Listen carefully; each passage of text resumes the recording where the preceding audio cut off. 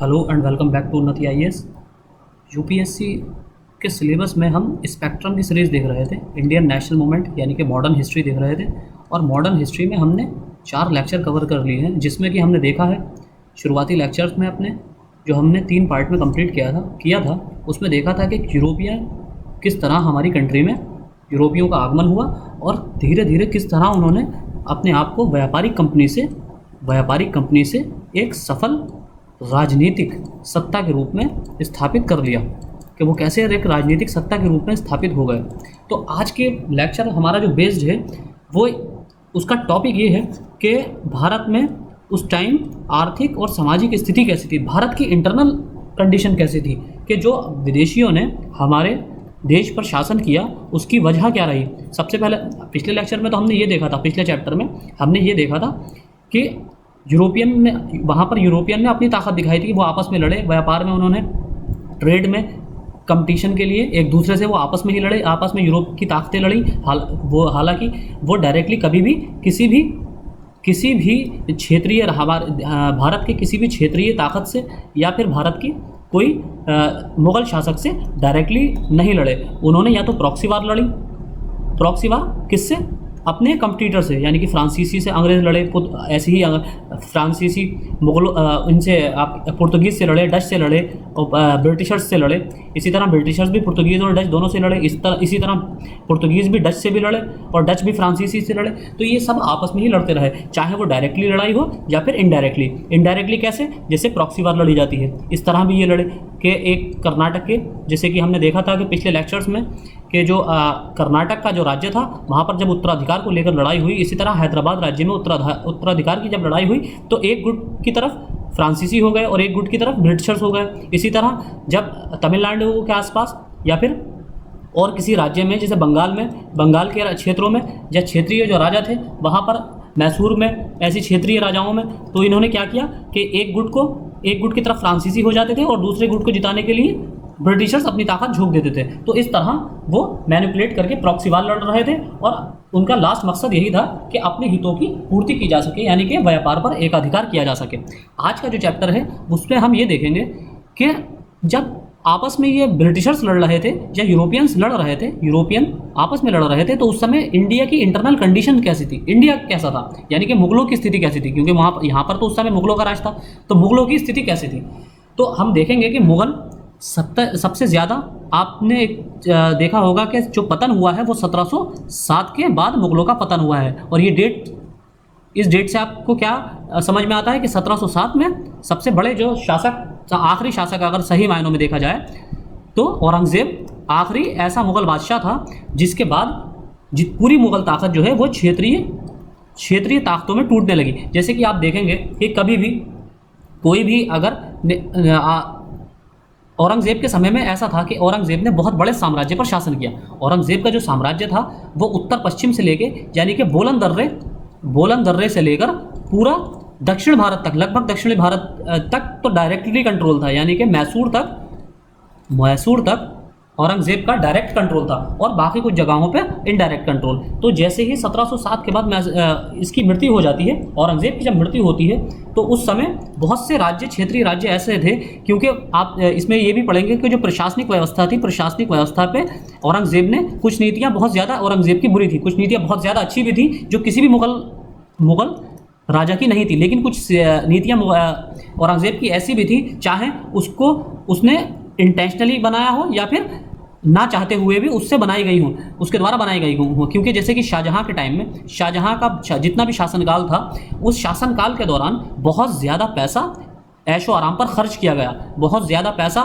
Show off पर खर्च किया गया। जैसे कि आप देख सकते हैं ताजमहल, हालांकि अब आप वो उसको एक इंडियन हेरिटेज मानते हैं, लेकिन उस वक्त के उस समय के, जैसे आप इसको करंट के एग्जाम्पल से भी आप लिंक करके देख सकते हैं। हो सकता है 1000 साल बाद या 500 साल बाद जो सेंट्रल विस्टा प्रोजेक्ट जो मोदी जी के नेतृत्व में बनवाया जा रहा है दिल्ली में, आप में से बहुत से लोग, मैं आई एम श्योर कि आप में से 70 to 80% जो कैंडिडेट होंगे वो ये सोचते होंगे और जिसमें मेरी खुद की भी पर्सनल ओपिनियन ये है कि इस समय ये वो उचित समय नहीं है कि जब सेंट्रल विस्टा बनाना चाहिए था, क्योंकि इस टाइम हमारे यहाँ आर्थिक स्थिति अच्छी नहीं है भारत की। तो लेकिन यहाँ पर आर्थिक स्थिति को ठीक करने की ज़्यादा ज़रूरत है। जो पैसा यहाँ पर खर्च किया जा रहा है सेंट्रल विस्टा पर, वो पैसा भारत की आर्थिक स्थिति को सुधारने के लिए भी यूज़ किया जा सकता है।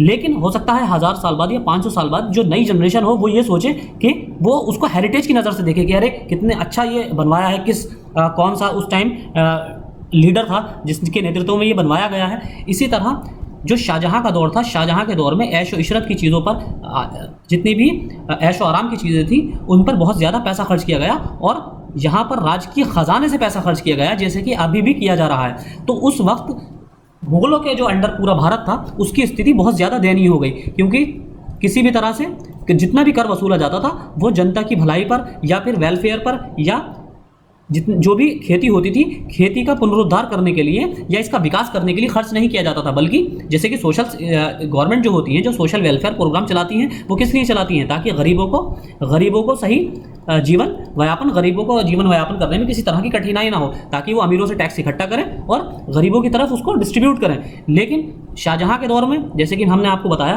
कि बहुत ज़्यादा पैसों को खर्च जो किया जा रहा था वो शो ऑफ की चीज़ों पर किया जाता था। जैसे कि सबसे बड़ा एग्जांपल उसका ताजमहल ही है, और आपने बहुत से में सुना होगा कि वो एक ब्लैक ताजमहल भी उनका बनाने का प्रोग्राम था, एक प्लान था ब्लैक ताजमहल। हालांकि वो अस्तित्व में नहीं आ पाया और उसका खाका भी बनवाया जा चुका था कि उसके वाइट मार्बल के ताजमहल के सामने एक ब्लैक मार्बल का संगमरमर बनवाया जाता। तो ये उसकी वजह से जितना भी आर्थिक तंगी थी उसका खामियाजा किसको भुगतना पड़ा? इनके बेटे औरंगजेब को।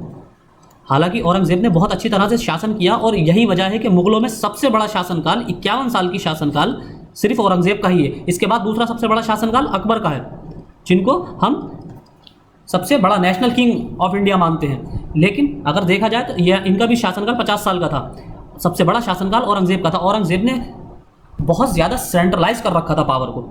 जब कोई भी सेंट्रल गवर्नमेंट, आप पूरी हिस्ट्री उठा के देख लीजिए किसी भी कंट्री की, जहाँ डिक्टेटरशिप रही हो या जहाँ वहाँ ऑटोक्रेसी रही हो या किसी भी तरह से यहाँ डेमोक्रेसी होते हुए भी सेंट्रलाइज गवर्नमेंट रही हो, तो आप सबको छोड़कर आप इंडिया के पर्सपेक्टिव में इस एग्जांपल को देख सकते हैं। इंडिया के पर्सपेक्टिव में जब आप देखते हैं कि बीजेपी गवर्नमेंट या एनडीए गवर्नमेंट, हालांकि हम यहाँ पॉलिटिकल डिस्कशन नहीं करना चाहिए, लेकिन फिर भी आपको एक समझ बनाने की पॉइंट ऑफ व्यू से हम आपको एक एग्जांपल के थ्रू बता रहे हैं कि बीजेपी गवर्नमेंट जो है बहुत ज़्यादा सेंट्रलाइज्ड गवर्नमेंट है, बहुत ज़्यादा सेंट्रलाइज्ड। इसका एक जीता जागता एग्जांपल ये है कि इसको 7 साल सत्ता में बने हुए हो गए, लेकिन फिर भी आपको शायद 10 या 11 नेताओं के नाम पता होंगे। उसमें से भी 5-6 नाम आपको इसलिए पता चले होंगे क्योंकि कोरोना के वक्त में, कोरोना का जो पिछले 2 साल का टाइम पीरियड गुजरा है उसमें बहुत ज़्यादा, जैसे कि स्वास्थ्य मिनिस्टर चर्चा में थे बहुत ज़्यादा, नितिन गडकरी हमारे परिवहन मिनिस्टर चर्चा में थे, इसी तरह जेपी नड्डा चर्चा में थे। तो इस तरह 3-4 नेता जो चर्चा में थे वो आपके हो सकता है आपको याद हो, लेकिन आपको इन 10-11 मिनिस्टर्स के अलावा या 10-11 बड़े नेताओं के अलावा आपको किसी का भी नाम बीजेपी में, हालांकि 7 साल गवर्नमेंट को हो गए, सेंट्रल गवर्नमेंट को, फिर भी आपको नहीं पता होगा। उसकी वजह यह है क्योंकि बीजेपी बहुत ज़्यादा सेंट्रलाइज्ड पार्टी है, और इस सेंट्रलाइज्ड किसी भी पार्टी का या किसी भी सत्ता के सेंट्रलाइज्ड होने का एक बहुत बड़ा नुकसान ये होता है कि वो लॉन्ग टर्म तक सस्टेन नहीं कर पाती है, लॉन्ग टर्म तक सस्टेन कभी नहीं कर पाती है। और इसकी जीता जागता एक एग्जांपल ये है कि आप अभी कुछ हाल ही में बहुत ज़्यादा सुगबुगाहट सुन रहे होंगे योगी गवर्नमेंट को लेकर कि योगी जी किसी की नहीं सुनते हैं यूपी में। तो उसकी वजह यही है, जब आप किसी को ज़्यादा सामने नहीं लाएंगे, यानी कि आप सबको हाशिए पर चढ़ाकर 2 या 3 लोगों के ही हाथ में सत्ता केंद्रित होगी, जैसे कि अमित शाह और योगी जी, तो एक टाइम ऐसा आएगा कि किस लोगों का सब्र का बांध टूट जाएगा, सब्र टूट जाएगा। जैसे कि आपने उत्तरांचल में देखा, उत्तरांचल में हरीश सिंह रावत की गवर्नमेंट को हटाकर तीरथ सिंह रावत को, हालांकि 1 साल रह गया है, अगले साल यूपी के साथ साथ वहां पर भी इलेक्शन है, लेकिन इतना बड़ा रिस्क लेना पड़ा कि तीरथ सिंह रावत को चीफ मिनिस्टर के पद पर बैठाया गया। तो ये कुछ एग्जाम्पल्स हैं सेंट्रलाइज्ड गवर्नमेंट के डिसएडवांटेजेस के या कॉन्स के, प्रोज एंड कॉन्स जैसे होते हैं, इसी तरह इसके नुकसान है सेंट्रलाइज्ड गवर्नमेंट के। और फायदा ये होता है सेंट्रलाइज्ड गवर्नमेंट का कि एक बहुत बड़े साम्राज्य पर शासन किया जा सकता है, क्योंकि सेंट्रलाइज्ड गवर्नमेंट से एक टॉप टू बॉटम अप्रोच रहती है, एक ऊपर से ऑर्डर आता है और उसको इंप्लीमेंट नीचे कर दिया जाता है। और हालांकि होना क्या चाहिए कि आपको नीचे की परेशानी पता हो, नीचे के जो लोग हैं वो अपनी परेशानियां बताएं और परेशानियों के हिसाब से ऊपर के लोग जो हैं वहाँ नीति बनाएं। तो यहाँ पर बीजेपी में उल्टा होता है, बीजेपी ऊपर से ही सीधा आदेश पारित करके नीचे इंप्लीमेंट कर देती है, चाहे नीचे परेशानी कुछ और हो लेकिन सॉल्यूशन कुछ और दे दिया जाता है। तो यही चीज़ है, ये थोड़ा आपको समझाने के पर्पज से था, इसको बिल्कुल भी पॉलिटिकल वे में आप ना लें, ये मेरी पर्सनल ओपिनियन थी और एक पर्सनल आपको समझाने के लिए ये मैंने एग्जांपल दिए थे। तो जब अंग्रेज़ यहाँ पर आते हैं तो मुगल साम्राज्य का सबसे बड़ा नुकसान ये होता है कि औरंगजेब की मृत्यु के बाद मुगल साम्राज्य क्षेत्रीय ताकतों के रूप में उभरने लगता है। तो क्षेत्रीय ताकतें उस टाइम कौन कौन सी थी?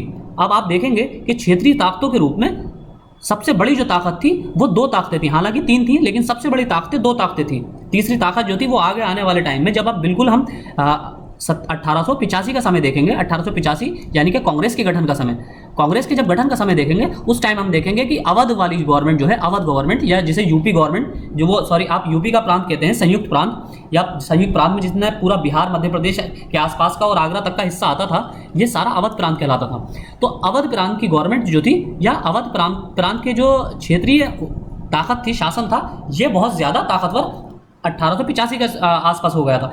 लेकिन उससे पहले जो थे वो सबसे ज़्यादा ताकतवर दो थे। एक मैसूर राज्य, जिसमें हैदराबाद स्पेशली, मैसूर तो पूरा राज्य था, कर्नाटक राज्य पूरा मैसूर राज्य था, इसमें जो स्पेशली थी रियासत थी जो थी वो हैदराबाद थी। ये क्षेत्रीय रियासत जो थी हैदराबाद बहुत ज़्यादा, हैदराबाद जो था बहुत ज़्यादा बड़ी ताकत के रूप में उभरा। और दूसरा कौन था? बंगाल में मुर्शिद कुली खां, बंगाल में मुर्शिद कुली खां।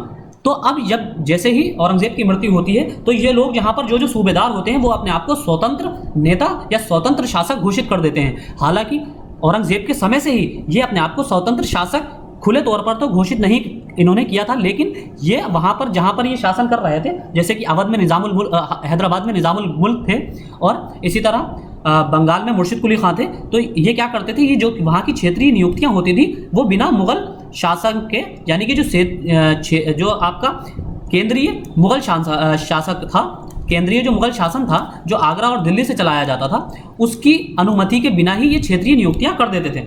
तो इसमें क्या होता था, क्षेत्रीय नियुक्तियों के करने की वजह से, हालांकि इन्होंने ओपनली अपने आप को ये कभी भी नहीं बताया, ये कभी भी घोषित नहीं किया, डिक्लेयर नहीं किया कि ये स्वतंत्र शासक है, लेकिन मुगल जैसे ही औरंगजेब की मृत्यु होती है ये सारा सब कुछ सामने आने लगता है।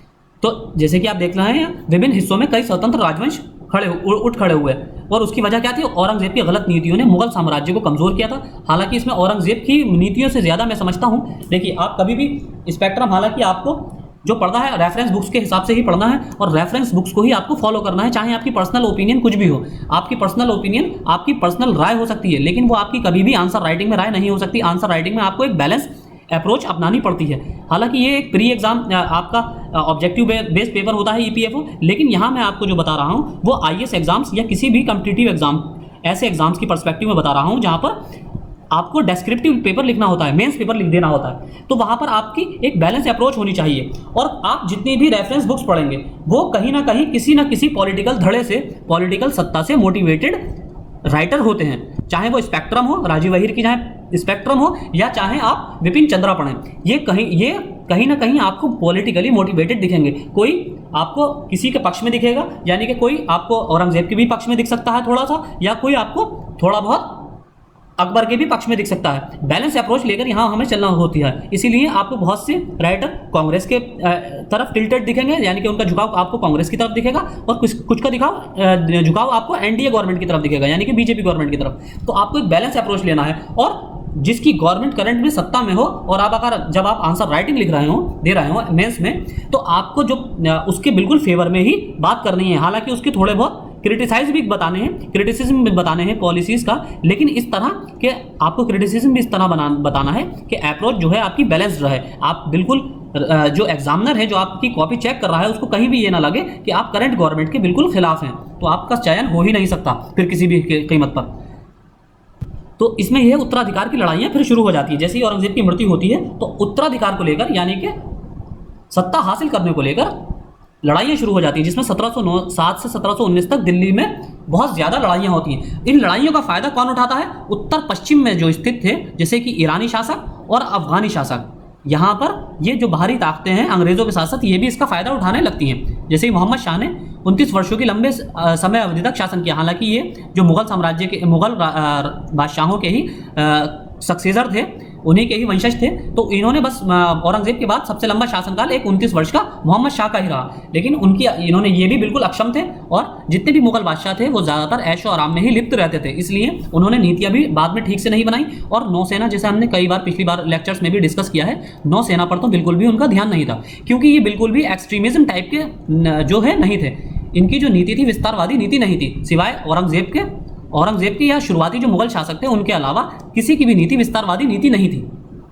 औरंगजेब ने ही काफ़ी हद तक अपने साम्राज्य का विस्तार किया। तो मोहम्मद शाह के शासनकाल के दौरान निज़ामुल मुल्क, जैसे कि हमने बताया, हैदराबाद में 1724 में वजीर के पद पर से इन्होंने इस्तीफा दिया और स्वतंत्र हैदराबाद राज्य की स्थापना करने हेतु दक्कन चले गए। अब बंगाल, अवध और पंजाब ने भी इसी तरह का अनुसरण किया, यानी कि यही काम बंगाल में भी हुआ, उसमें मुर्शिद कुली खां के नेतृत्व में, अवध में भी हुआ सादत खां बुरहानुल मुल्क, और ये पंजाब में भी हुआ। पंजाब में किसने किया? ये आप देखेंगे कि रंजीत सिंह ने। तो इस तरह के सारे कार्यक्रम वहाँ पर इन सभी जगहों पर क्षेत्रीय रियासतों में ये सारे गठित हुए। फिर कई स्थानीय प्रमुखों ने अपनी स्वतंत्रता का दावा करना शुरू किया, जिसमें मराठों ने शाही दायित्व उत्तराधिकार में प्राप्त करने का प्रयास करने शुरू कर दिए। आप देखेंगे कि इंडियन नेशनल मूवमेंट में जब औरंगजेब की मृत्यु हो जाती है और धीरे धीरे क्षेत्रीय शासक उठकर खड़े हो जाते हैं, तो सबसे बड़ी जो ताकत थी उस टाइम सबसे बड़ी जो ताकत थी मुगलों के बाद, वो सिर्फ और सिर्फ एक ही ताकत थी, वो थे मराठा। मराठा ही एक ऐसी ताकत थे जो अंग्रेजों को भारत पर हुकूमत करने से रोक सकते थे, लेकिन अंग्रेजों ने इनकी एक बहुत बड़ी कमी का बहुत बड़ा फायदा उठाया, वो थी इनमें आपसी फूट।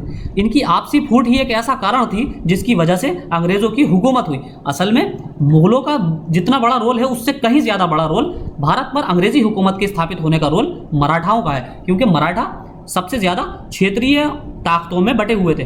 उन्होंने कभी भी इंटीग्रेट होकर अपने आप को नहीं देखा, क्योंकि जो मराठा ज़्यादातर आप देखते हैं आज के टाइम में महाराष्ट्र में है, कुछ हिस्से में गुजरात में है, कुछ हिस्से में कर्नाटक के भी कुछ हिस्से में है, और कुछ हिस्से में आंध्र प्रदेश और तेलंगाना का जो लगा हुआ एरिया है महाराष्ट्र से उसमें है। तो आप आज भी देखते होंगे कि ये जितनी भी डिमांड करते हैं उसको लेकर, जैसे कि आपका नौकरियों में आरक्षण को लेकर डिमांड की जाती है मराठाओं द्वारा, तो मराठा अपने आप को आज भी मराठा अपने आप को एक क्षेत्रीय पर्सपेक्टिव में देखते हैं। क्षेत्रीय पर्सपेक्टिव में आज भी वो एक होलिस्टिक अप्रोच उनकी नहीं है। आज भी वो अपने आप को इंडिया के पर्सपेक्टिव में शायद ही नहीं देखते हैं। वो आज भी अपने आप को एक क्षेत्रीय पर्सपेक्टिव में वो अपने आप को मराठा मानते हैं, और मराठा होने पर गर्व करते हैं। मराठा मतलब ये मराठी क्षेत्र का होने पर, महाराष्ट्र के क्षेत्र का होने पर वो अपने आप को गर्व करते हैं। तो साम्राज्य की अक्षुण्णता में मुगलों के समक्ष क्या क्या चुनौतियां थी? एक तो आंतरिक कमजोरियां, क्योंकि एक क्षेत्रीय केंद्रीय प्रशासन था औरंगजेब का, तो इसमें आंतरिक कमजोरियां बहुत ज्यादा थी।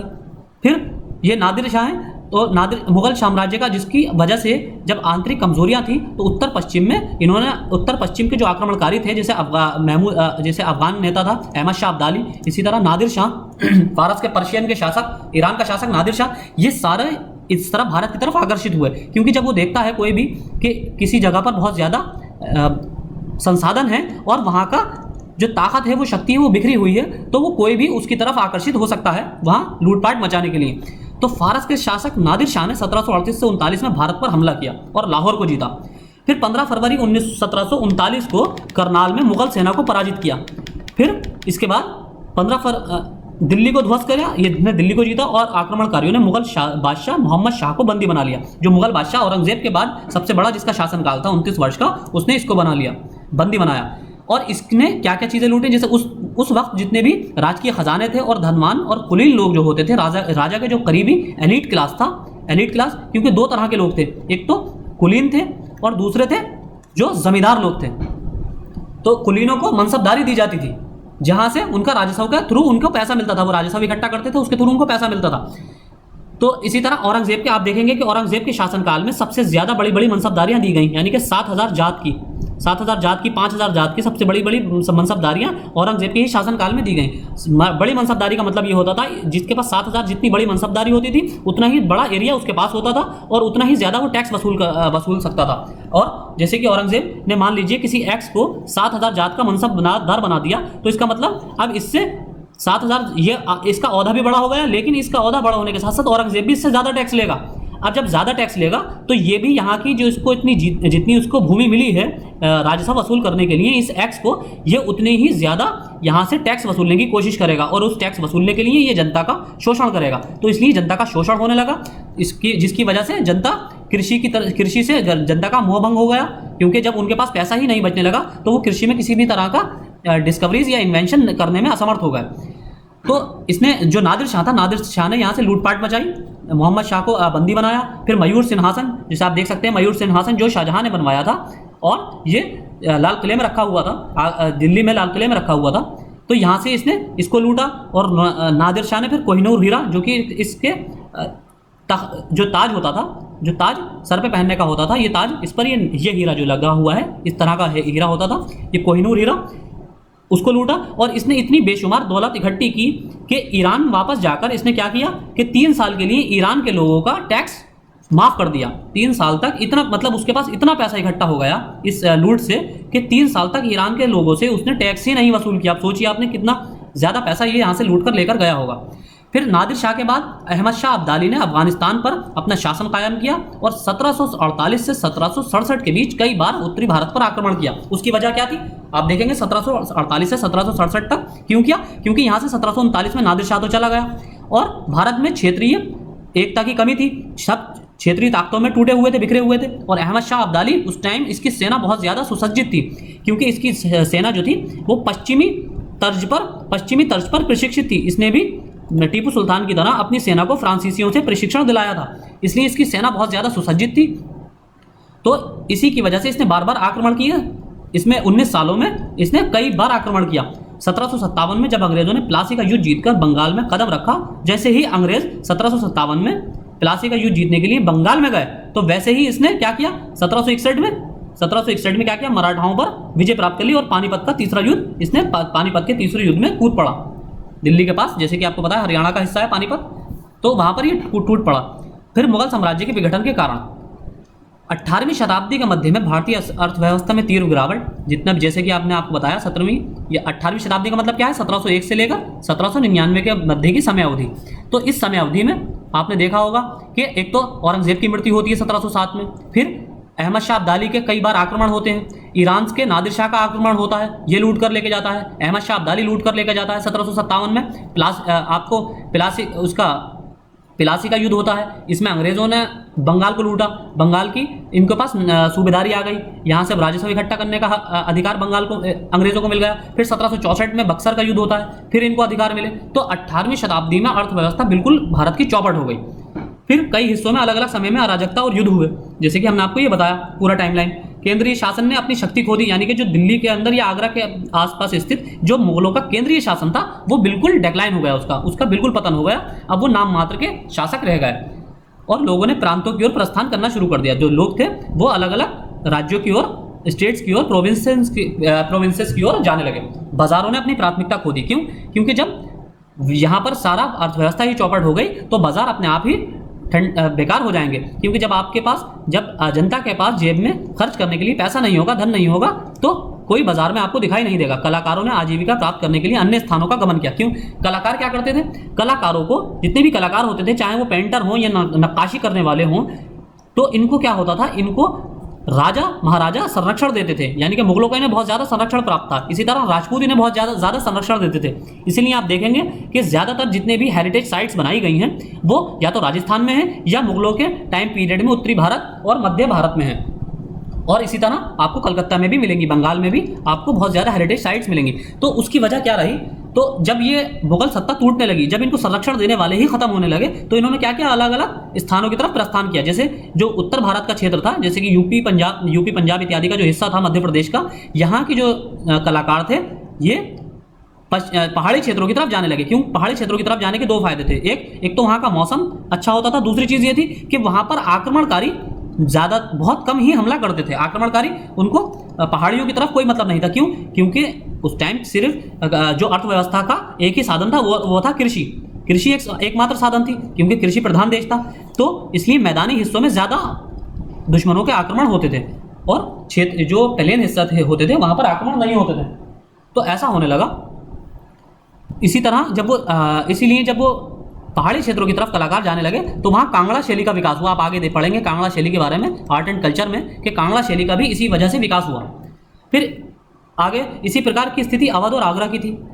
सिख विद्रोह ने स्थिति की और इसे अधिक गंभीर बनाया और लाहौर और अन्य स्थानों पर व्यापारिक मार्गों को अवरुद्ध बना दिया। फिर सामान्य तौर पर 18वीं शताब्दी के मध्य तक उत्तरी पश्चिमी भारत के समृद्ध शहरी केंद्र अपक्षय की स्थिति में आ चुके थे। फिर बंगाल, बिहार, उड़ीसा के पूर्वी प्रांतों में मराठाओं के आकस्मिक हमलों ने विनाशकारी युद्ध को बढ़ावा दिया। फिर हल्के हल्के अलग अलग सिखों ने, जाटों ने, मुगल और मराठों ने, इन सभी ने और सिखों ने, सभी ने हमले किए। अब इसकी मुगल साम्राज्य के विघटन की प्रक्रिया। फिर सबसे पहले मुगल साम्राज्य की विघटन की प्रक्रिया जो है औरंगजेब के शासनकाल के दौरान हो चुकी थी, लेकिन इसमें जो तेजी आई वो 1707 में औरंगजेब की मृत्यु के बाद आई। फिर कई प्रांतों में मुखियाओं, जैसे कि हम पहले भी डिस्कस कर चुके हैं, मुखिया और शासकों द्वारा मुगल सत्ता के समक्ष चुनौती प्रस्तुत की गई और कोई भी मुगल शक्ति के समक्ष स्वतंत्रता प्राप्ति नहीं कर सका। सिख, मराठा और राजपूत इतनी क्षमता हासिल नहीं कर सके कि मुगल साम्राज्य को उखाड़ फेंक सकें, लेकिन वो समय समय पर बगावत कर देते थे, लेकिन उखाड़ फेंकने की स्थिति में नहीं थे।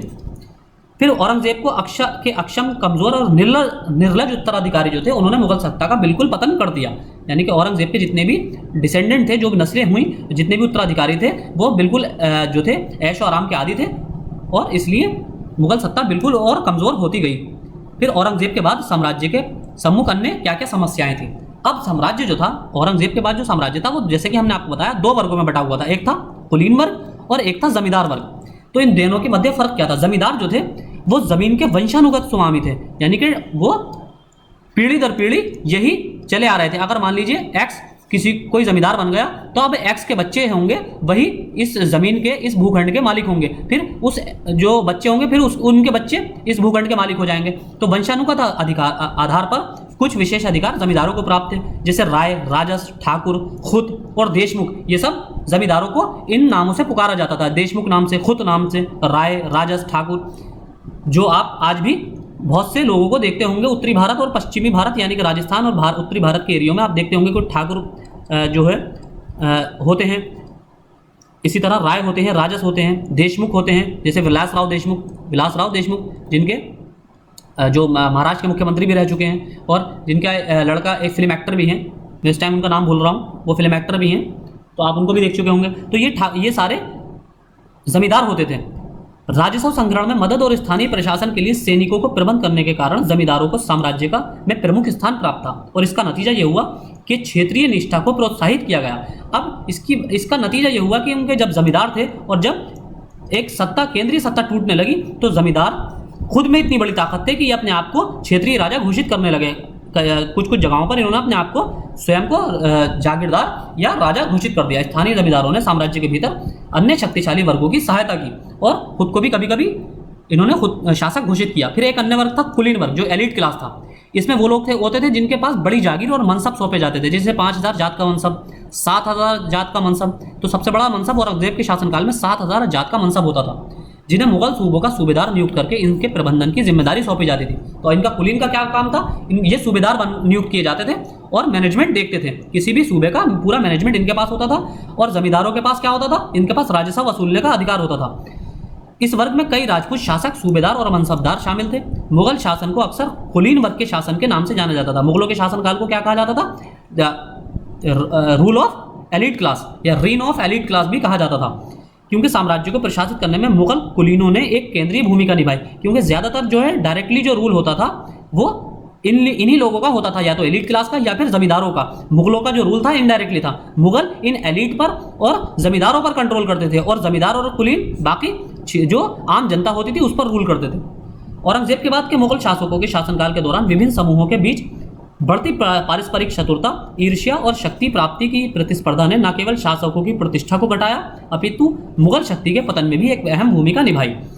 फिर आगे है विभिन्न क्षेत्रीय शक्तिशाली समूहों का उद्गम। अब जो क्षेत्रीय समूहों का जो आगमन हुआ, कौन कौन थे उसमें? जाट, सिख और मराठा, ये जैसे शक्तिशाली क्षेत्रीय समूहों का आगमन हुआ। इन्होंने स्वयं के राजा बनाने हेतु मुगल साम्राज्य से युद्ध शुरू कर दिया। अब जैसे ही उनका क्षेत्रीय शक्तियों में बैठा मुगल साम्राज्य, तो जाट, सिख और मराठाओं ने इनसे युद्ध शुरू किया। मराठा का शुरुआती लक्ष्य केवल महाराष्ट्र पर नियंत्रण हासिल करने तक सीमित था, लेकिन आगे चलकर इन्होंने सरदेशमुखी और चौथ, ये एक तरह के कर होते थे। सरदेशमुखी एक कर होता था, इसी तरह चौथ आपने एनसीईआरटी में ही पढ़ा होगा। एनसीईआरटी में बिल्कुल क्लियरली मेंशन है, आप मुझे कमेंट बॉक्स में बता सकते हैं ये सरदेशमुखी और चौथ किस ये कौन कौन से कर थे और कितने कितने % लगते थे। आपको हिंट के लिए बता दूं, मैं एक 25% लगता था और एक 10% लगता था। तो आप कमेंट बॉक्स में बताइए ये किस प्रकार के कर थे। वसूलने की अनुमति मुगल शासक से प्राप्त करना भी इसमें शामिल हो गया है, इस तरह के इनकी डिमांड्स में शामिल हो गया। अब 1740 तक मराठा उत्तर भारत में प्रवेश कर गए। गुजरात, मालवा और बुंदेलखंड प्रांतों में अपना प्रभाव फैलाने में सफल हुए। फिर मुगल साम्राज्य के विरुद्ध राजपूतों के संघर्ष और मराठाओं की बढ़ती शक्ति और महत्वाकांक्षाओं ने मुगल शक्ति को प्रतिकूल रूप से प्रभावित किया। आज के लेक्चर में हम ये पूरा ही चैप्टर खत्म कर देंगे। फिर है आर्थिक और प्रशासनिक समस्याएं। अब मुगलों के समक्ष इकोनॉमिक और एडमिनिस्ट्रेटिव क्या क्या समस्याएं थी। पहली तो अमीर या मनसबदारों की संख्या में तीव्र वृद्धि। जैसे कि हमने बताया, मनसबदारों को अमीर कहा जाता था, यानी कि जिनके पास जितनी ज़्यादा जात होती थी, यानी कि 7,000 जात का जो मनसबदार था वो अमीर कहते थे, उसे अमीर उतना ही बड़ा मनसबदार कहलाता था। तो इसकी संख्या में बड़े बड़े मनसबदारों की संख्या में वृद्धि हो गई, तो इसलिए उनको ज़्यादा पैसा दिया जाने लगा। तो इसलिए जो मुगल सत्ता की जो वास्तविक आय थी वो घटने लगी, और जागीर के तौर पर भूमि वितरित करने हेतु भूमि की कमी हो गई। क्यों? क्योंकि लैंड तो उतनी की उतनी है। अब जैसे ही बड़े बड़े जात वाले जमींदार बढ़ने लगेंगे तो उनको ज़्यादा ज़मीन देनी पड़ेगी, तो इतनी ज़मीन ही नहीं बची कि दूसरों को दी जाए। फिर औरंगजेब ने जागीर या बेजागीरी की बेतहाशा कमी की समस्या का समाधान ढूंढने के लिए जागीर से बड़ी आय को अभिलेखित करना शुरू किया। अब उसने रिकॉर्ड रखने शुरू किए, जागीर से जो आय बढ़ रही थी उसका रिकॉर्ड रखना शुरू किया। लेकिन इससे क्या हुआ, जब रिकॉर्ड रखने लगे तो जिन अमीरों को जो जात दी जाती थी, यानी कि जो मनसबदारों को मनसब दिए जाते थे 7,000 जात के या 5,000 जात के, उन्होंने वहां की जनता से, उस क्षेत्र की जनता से अधिक टैक्स वसूलना शुरू किया, उनका दमन करना शुरू कर दिया। इससे जनता की स्थिति और बदतर हो गई। अब वो अमीर, व्यापारी, शिल्पकार, श्रमिक या किसान, सभी पर इसका नकारात्मक प्रभाव पड़ा। यानी कि आम जनता पर तो पड़ा ही, साथ ही इस पर इसका जो नकारात्मक प्रभाव था वो अमीर पर भी पड़ा। अमीर किसे कहते थे? मनसबदार को अमीर कहा जाता था। अमीर साहब कंफ्यूज ना हो जाए, हालांकि वो अमीर वाला जो रिच होता है वो भी अमीर ही होता है, और ये भी बहुत रिच लोग होते थे, अमीर होते थे, तो इसलिए इनको अमीर ही कहा जाता था। अमीर एक फारसी वर्ड है। फिर दरबार में बढ़ती समूहों की शत्रुता सहित राजनीतिक निहितार्थों ने केंद्रीय प्रशासन एवं सेना को कमजोर किया। फिर इसके बाद क्या होता है? मुगलों के पतन के मुख्य कारण, मुगल सरकार पहले वैयक्तिक रूप से निरंकुश हो गई। औरंगजेब के बाद उत्तराधिकार का एक निश्चित कानून का अभाव था। ज़्यादातर मुगलों के अपने बच्चे नहीं थे, गोद लिए पुत्र होते थे। तो जब गोद लिए पुत्र होते थे तो उसमें एक निश्चित कानून का अभाव होने के कारण मुगलों में आपस में लड़ाइयाँ होने लगी, उत्तराधिकार को लेकर, यानी कि सत्ता हासिल करने को लेकर लड़ाइयाँ होने लगी। फिर जैसे कि आपने सबसे ज़्यादा पढ़ा होगा, बहादुर शाह जफर के टाइम में भी इसी तरह की लड़ाइयाँ हुई। मुगल सेना की स्थिति भी बिगड़ गई थी, क्योंकि जब सब मनसबदार बड़ी बड़ी जात वाले होते थे तो आर्थिक स्थिति मुगलों की कमज़ोर हो गई, जिसकी वजह से सेना को भी रखने के लिए आर्थिक स्थिति का सुदृढ़ होना जरूरी है। तो इससे आर्थिक स्थिति पर बहुत बुरा प्रभाव पड़ा, तो मुगल सेना टूटने लगी।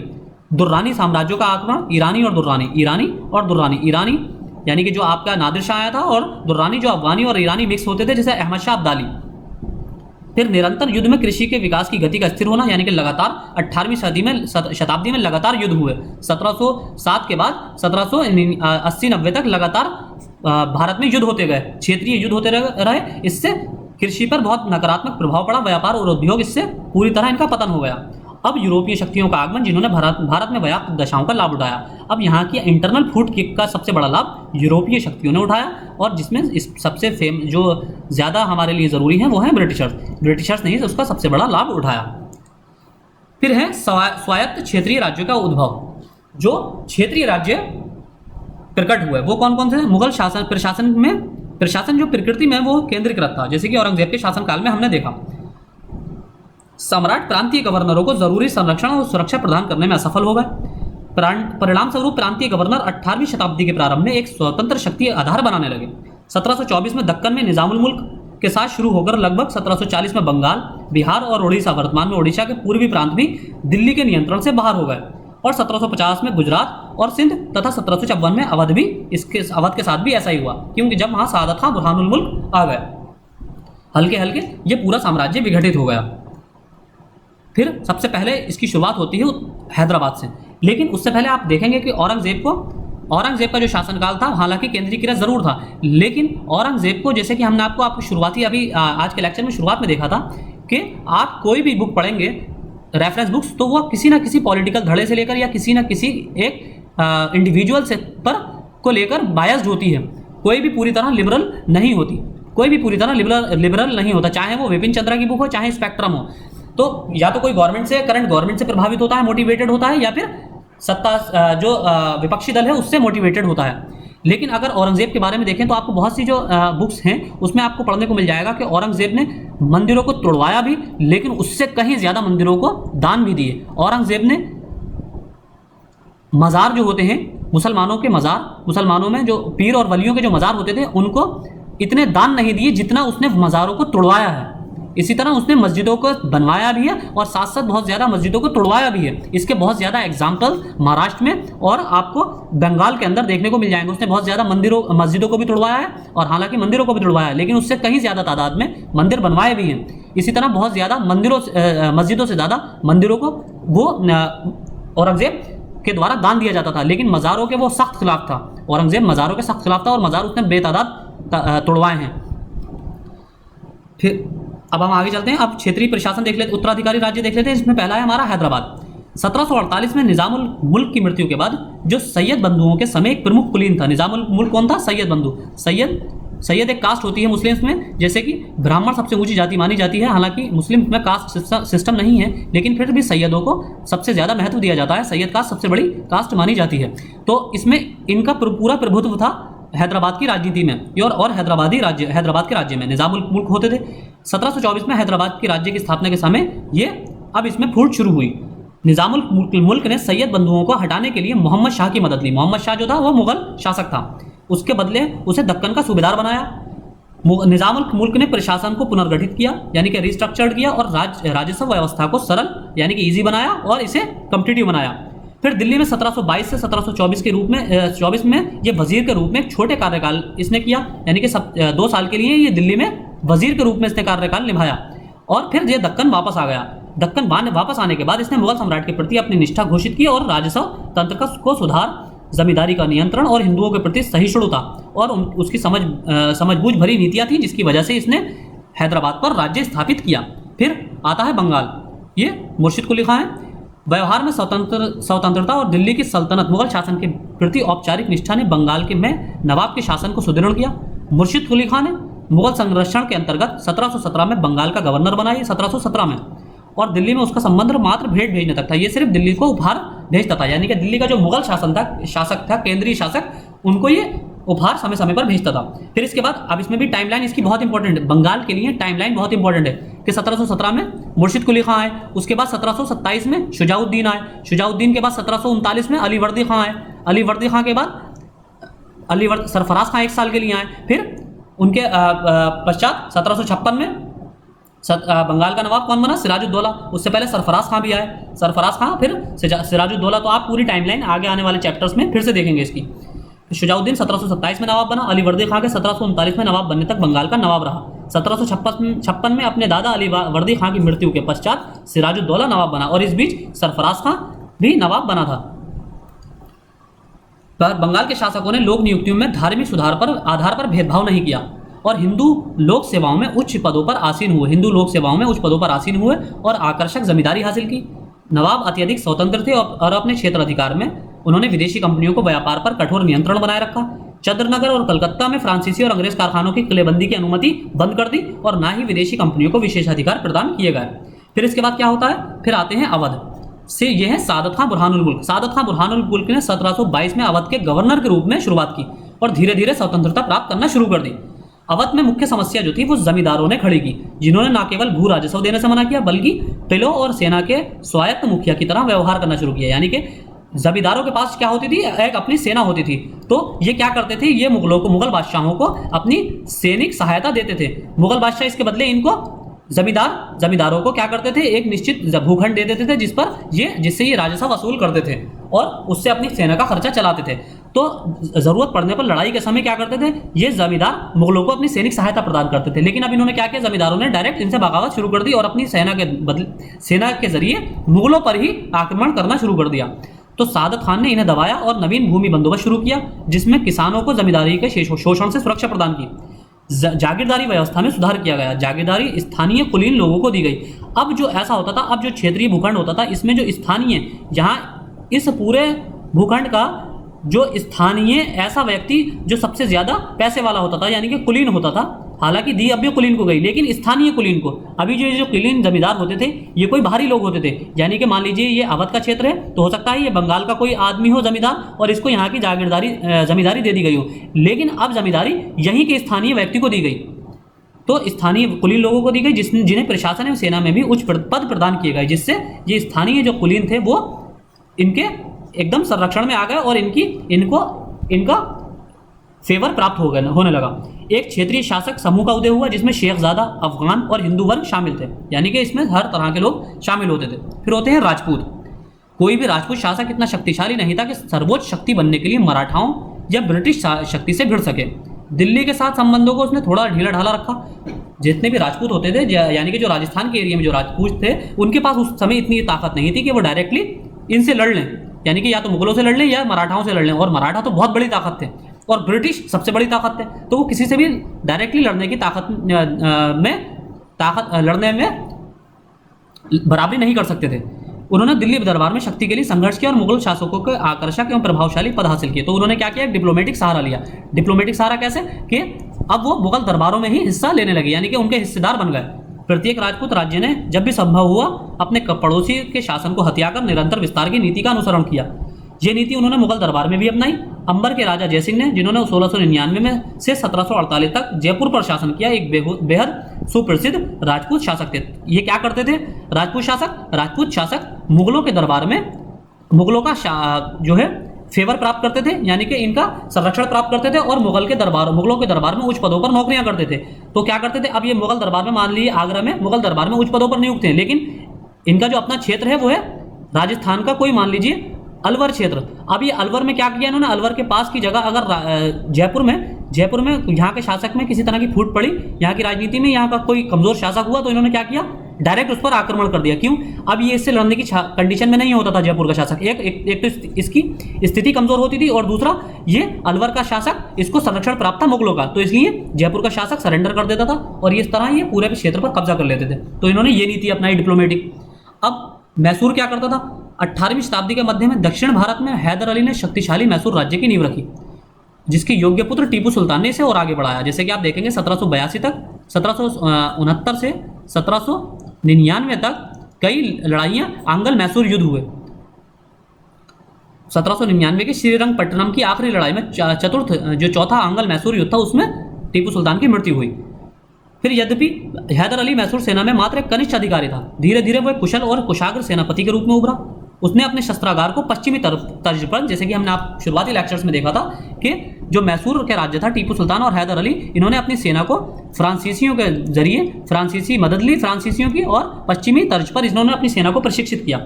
1761 में मैसूर सिंहासन के पीछे का वास्तविक शक्ति मंत्री नंजराज को उखाड़ फेंकने में सफल हुआ।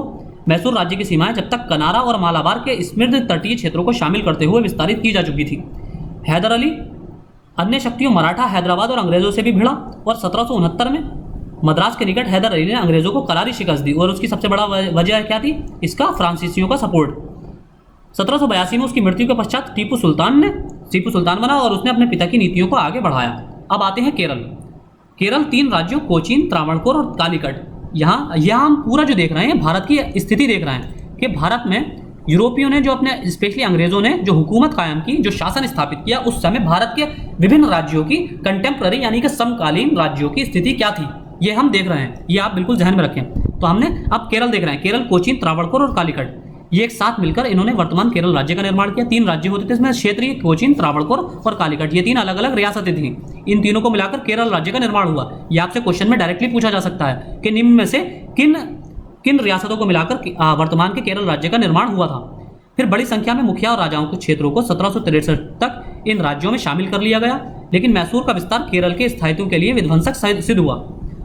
हैदर अली ने केरल पर 1766 में आक्रमण किया और मालाबार एवं कालीकट को मैसूर में मिला लिया। त्रावणकोर ने 1729 के पश्चात महत्व हासिल किया और इसके राजा मार्तांड वर्मा ने पश्चिमी तर्ज पर प्रशिक्षित और आधुनिक हथियारों से सुसज्जित शक्तिशाली और आधुनिक सेना की मदद से अपने राज्य का विस्तार किया। डचों को केरल से बाहर किया और सामंती प्रमुखों को दबा दिया। मार्तंड वर्मा की दृष्टि विस्तार करने की नीति से आगे अपने राज्य का विकास करना और सिंचाई एवं परिवहन संचार की व्यवस्था भी करना था। यानी कि मार्तंड वर्मा जो थे, इनकी जो नीति थी, पॉलिसीज थी, वो केवल अपने साम्राज्य को एक्सपेंड करना नहीं था, बल्कि अपने साम्राज्य को विकसित करना यानी कि डेवलप करना भी था, और यहाँ पर कम्युनिकेशन की स्थिति को भी यानी कि संचार व्यवस्था को भी सुधारना था। फिर इन्होंने सृजनात्मक, और ये इसका उत्तराधिकारी जो था राम वर्मा, बेहद सृजनात्मक और विद्वान था और उससे पश्चिमी ज्ञान को शामिल करते हुए त्रिवेंद्रम राजधानी को ज्ञान और कला का केंद्र बनाया। फिर है नवीन राज्य, फिर नए राज्यों का जो उदय होता है, जिसमें मराठा सबसे ज़्यादा प्रमुख है। मराठाओं ने 1707 की काल अवधि के पश्चात मुगल साम्राज्य के समक्ष ठोस चुनौती प्रस्तुत की। यही एक ऐसी शक्ति थे जो अखिल भारतीय शक्ति के रूप में उभरे और मुगलों को प्रतिस्थापित करने की शक्ति रखते थे। और शून्य जो स्थापित हुआ था अफगानों के भाग जाने के बाद, जब अफगान भी चले गए, अहमद शाह अब्दाली के नेतृत्व में पानीपत का जब तीसरा युद्ध हुआ, जब वहां से अफगान भी चले गए और नादिर शाह पहले ही चला गया था, तो इस वजह से इनके जाने के पश्चात सिर्फ एक मुगल ही थे, ये मराठा ही थे जो सत्ता हासिल कर सकते थे। लेकिन इसका फायदा कौन उठा गया? अंग्रेज, और भारत में अंग्रेज शासन स्थापित हो गया। शाहू, ये डायरेक्टली क्वेश्चन पूछा गया है यूपीएससी मेंस में, आईएएस मेंस में डायरेक्टली क्वेश्चन पूछा गया है। शाहू शिवाजी का पोता जो 19 वर्षों का सम्मानपूर्वक मुगलों की कैद में रहा, 1707 में औरंगजेब की मृत्यु के पश्चात इसको रिहा किया गया। शाह और ताराबाई उसकी ताई के बीच 1714 तक खुला संघर्ष चला। फिर ये टाइमलाइन सारी है। 1713 में शाहू ने बालाजी को पेशवा या प्रधानमंत्री बनाया। शाहू जो थे, शाहू खुद इनको जो कहते हैं कि क्या नाम है, इनको एक राजनीतिक ज्ञान नहीं था, तो राजनीतिक ज्ञान ना होने की वजह से इन्होंने बालाजी को पेशवा बनाया। बालाजी विश्वनाथ, इनका पूरा नाम था बालाजी विश्वनाथ। बालाजी विश्वनाथ को पेशवा बनाया गया। 1719 में सैयद बंधुओं के साथ समझौते के फलस्वरूप शाह को अपने क्षेत्र के वेद शासक के तौर पर मुगल मान्यता मिली और मुगलों की कैद से शाहू के परिवार को लोगों को रिहा किया गया। और 6 मुगल प्रांत जो थे, बीदर, बरार, बीजापुर, गोलकुंडा, औरंगाबाद और खानदेश, यहाँ से चौथ और सरदेशमुखी वसूलने का अधिकार मराठाओं को प्राप्त हुआ। आपसे ऑप्शन में पूछा जा सकता है निम्न में से कौन सा क्षेत्र मराठाओं के अधीन नहीं था, या कौन से क्षेत्र मराठाओं के अधीन थे? तो ये आपको याद रखना बहुत जरूरी है। बीदर, बरार, बीजापुर, 3 बी हैं, 3 बी, 3 बी, गोलकुंडा, औरंगाबाद और खानदेश। तो आप इसको ऐसे भी याद रख सकते हैं, गोलकुंडा, औरंगाबाद और खानदेश। तो इसमें चौथ और सरदेशमुखी प्राप्त करने का अधिकार प्राप्त किया। फिर बाजीराव प्रथम ने अपने पिता बालाजी विश्वनाथ, यानी कि बालाजी विश्वनाथ के बाद कौन बना पेशवा? बालाजी फर्स्ट। इसकी मृत्यु के पश्चात 1720 में मात्र 20 वर्ष की आयु में पेशवा का पद संभाला। 1728 में इसने मालवा और 1731 में गुजरात पर विजय प्राप्त की और उसने बुंदेलखंड पर भी कब्जा किया। बाजीराव ने 1737 में दिल्ली पर छापा मारा और निजाम को संपूर्ण मालवा और नर्मदा तथा चंबल के बीच के क्षेत्र बाजीराव को सौंपने के लिए मजबूर किया।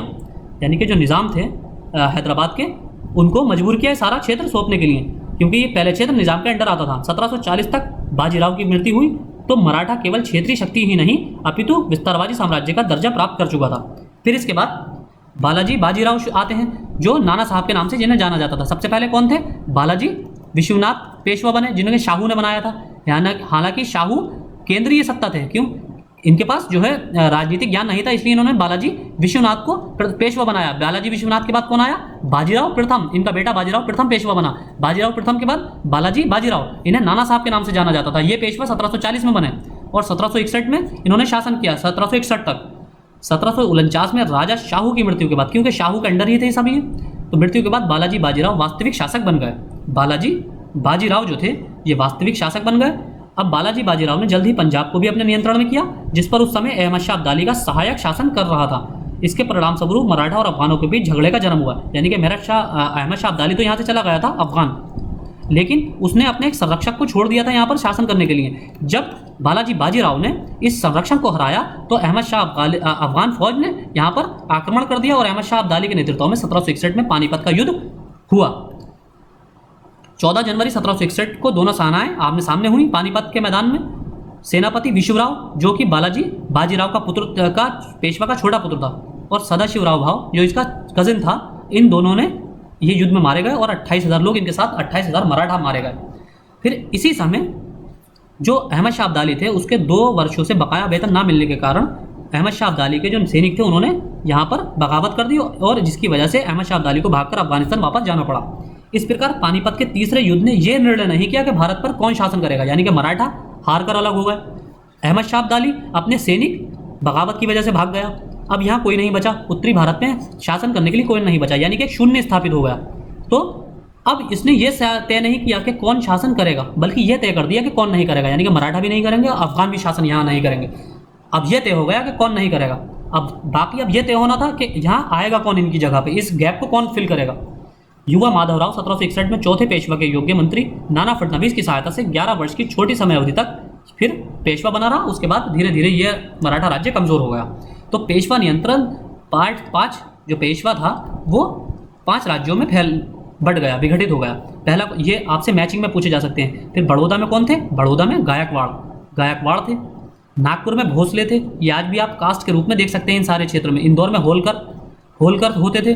ग्वालियर में सिंधिया, ये सब मराठा की जातियाँ हैं, मराठा जातियाँ हैं। सिंधिया जैसे कि आप देखते हैं कि सिंधिया परिवार जो आपका राजस्थान में और मध्य प्रदेश में देखने को मिलता है, ग्वालियर में। पूना में पेशवा, पूना में जो थे ये पेशवा, ये सारे मराठा राज्य इन 5 क्षेत्रों में विघटित हो गया। और ये आपको मैचिंग में भी पूछे जा सकते हैं और एक बार यूपी पीसीएस के अंदर पूछे भी गए हैं।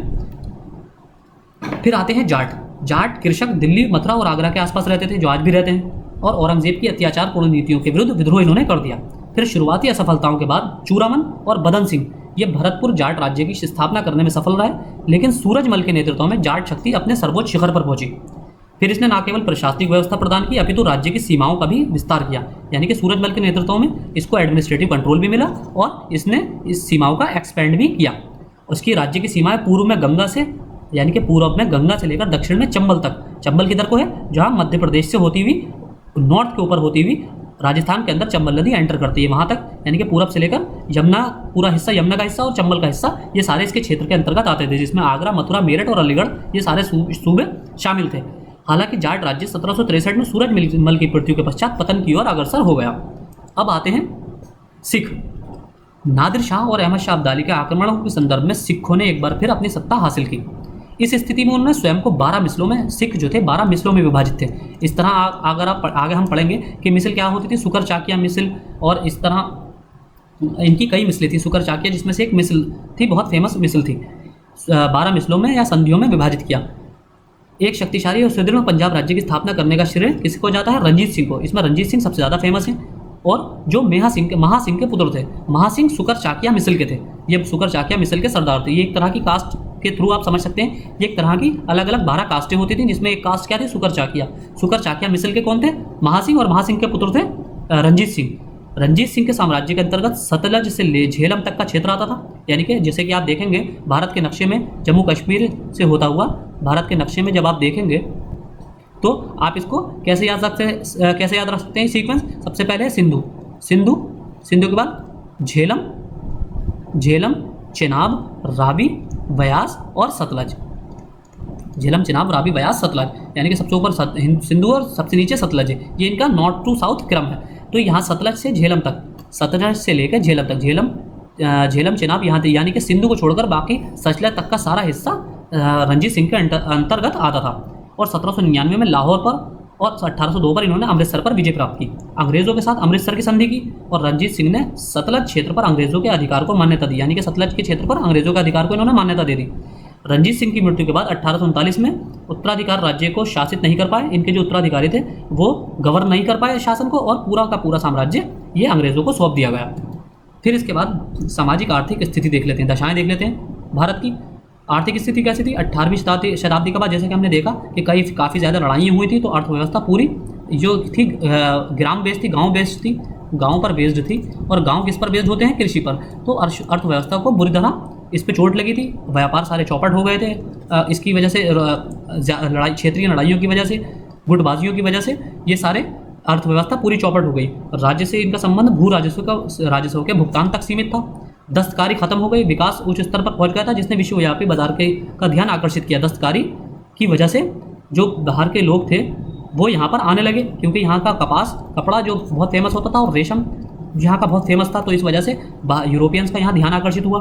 ढाका, अहमदाबाद और मसूलीपट्टनम के सूती वस्त्र, मुर्शिदाबाद, आगरा, लाहौर और गुजरात का सिल्क के कपड़े, कश्मीर, लाहौर, आगरा के उत्कृष्ट ऊनी शॉलें और कालीन और स्वर्ण और चांदी के आभूषण, धातु कार्य और नक्काशी जो होती थी धातुओं के बर्तनों पर, और हथियारों इत्यादि पर भारत और विदेशी दोनों बाज़ारों में बेचे जाते थे।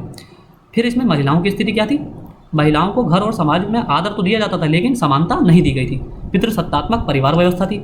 उच्च वर्ग में महिला घर पर रहती थी, लेकिन निम्न वर्ग की महिलाएं घरों से बाहर काम करने जाती थी। जो कंडीशन आप आज भी देख सकते हैं भारत में, कि उच्च वर्ग की महिलाएं ज़्यादातर घर पर रहती हैं, क्योंकि उनको आप वो तो लोग अलग हैं, जो आपने देखा होगा कि बहुत से जो मल्टीनेशनल कंपनीज़ में जॉब करती हैं, वो तो थोड़ा अलग चीज़ हो गई। लेकिन जो उच्च वर्ग की महिलाएं हैं वो आज भी घरों पर रहती हैं, कामकाज करती हैं, घरों पर ही रहती हैं। लेकिन जो निम्न वर्ग की महिलाएं हैं, जैसे कि आप देखा होगा खेतों में काम करने वाली महिलाएं, निम्न वर्ग की महिलाएं आज भी बाहर जाते कर काम करती हैं। हिंदू एवं मुस्लिम दोनों की महिलाओं के बीच पर्दा प्रथा आम था, और गरीब महिलाओं में ऐसा नहीं था। सती, बाल विवाह और बहु विवाह जैसी शोषक सामाजिक प्रथाएं इसमें समाज में उत्पन्न थी। हिंदू विधवा महिलाओं की स्थिति बेहद दयनीय थी और दहेज जैसी बुरी प्रथा विशेष रूप से बंगाल और राजपूताना में व्यापक थी। फिर कला और स्थापत्य, आर्ट एंड कल्चर जो था, दिल्ली में कला स्थापत्य और साहित्य के संरक्षण के अभाव में संबद्ध प्रतिभाएं हैदराबाद, लखनऊ, मुर्शिदाबाद, जयपुर इत्यादि नए राज्यों की ओर कूच कर गईं। यानी कि दिल्ली में जितने भी संरक्षण प्राप्त करता कलाकार थे वो सब किधर भाग गए? हैदराबाद, लखनऊ, मुर्शिदाबाद और जयपुर। तो आप ये देख सकते हैं, ये लखनऊ का इमामबाड़ा है। ये आसाफुद्दौला ने 1784 में लखनऊ में एक इमामबाड़ा का निर्माण कराया, जिसमें सहारे के लिए किसी भी प्रकार के स्तंभ का ना होना इसे स्थापत्य के दृष्टिकोण से बेहद खास बना दिया गया। फिर इसी तरह आप देखेंगे जयपुर में सवाई जयसिंह ने 1686 से 1743 में भारत के सुप्रसिद्ध गुलाबी शहर जयपुर और 5 खगोलीय वेधशाला, ये 5 खगोलीय वेधशाला की पिक्चर है, इसका निर्माण किया, जिसमें जयपुर, नई दिल्ली और बनारस की वेधशालाएं भी शामिल हैं। यानी कि जयपुर के अलावा नई दिल्ली और बनारस में भी उसने वेधशालाएं बनवाई थी। अमृतसर में महाराजा रणजीत सिंह ने सिख तीर्थ स्थान का नवीनीकरण किया और निचले आधे हिस्से को मार्बल से, यानी कि निचला आधा हिस्सा इसका मार्बल का बना हुआ है, ये अमृतसर के गोल्डन टेम्पल के फोटो है, ये आधा हिस्सा मार्बल का है और ऊपर का हिस्सा तांबे का बना हुआ है। तांबे से तैयार करके इसमें सोने की पतली परत चढ़ाई गई, जिसे स्वर्ण मंदिर का नाम दिया गया।